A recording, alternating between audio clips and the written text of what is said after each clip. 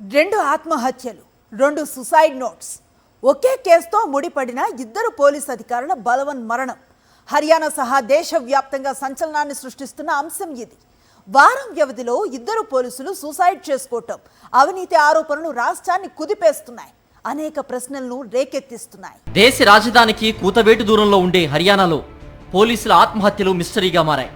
IPS అధికారి Pooran Kumar చనిపోయిన వారం రోజులకే ఏఎస్ఐ సందీప్ కుమార్ బలవంతంగా ప్రాణం తీసుకోవడం తీవ్ర కలకలం రేపుతోంది.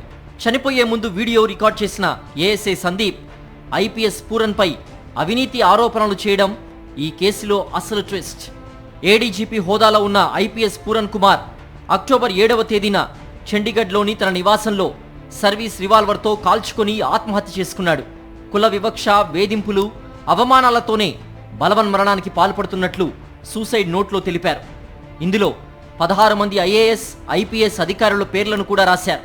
పూరన్ చనిపోయిన 9 రోజులకు ఆయన భౌతిక గాయానికి పోస్ట్ మార్టం జరిగింది.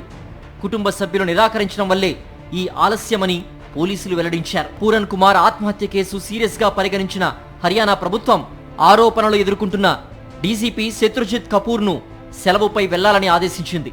అలాగే రోహ్తక్ ఎస్పీ సురేంద్ర బిజార్నియాపై బదిలీ వేటు వేసింది. ఈ కేసు దర్యాప్తు కోసం 6 సభ్యులతో కూడిన ప్రత్యేక బృందాన్ని ఏర్పాటు చేసింది సైనీ సర్కార్. ఇంతలో ఏఎస్ఐ సందీప్ ఆత్మహత్య చేసుకోవడం కేసు మరో మలుపు తిరిగింది. తన సూసైడ్ నోట్లో పూరన్ పై ఆయన పలు ఆరోపణలు గుప్పించారు. చనిపోయే ముందు వీడియో కూడా రికార్డ్ చేశాడు.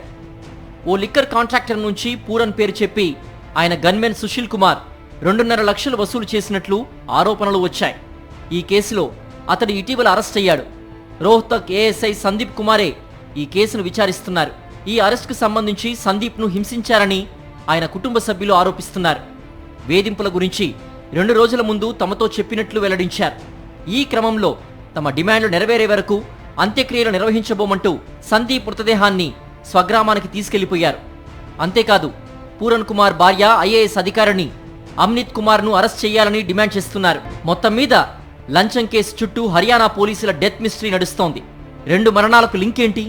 ఆత్మహత్యకు ప్రేరేపించిన అంశాలేంటి? ఇందులో మరేదైనా కోణం ఉందా అనేది విచారణలోనే బయటపడాలి.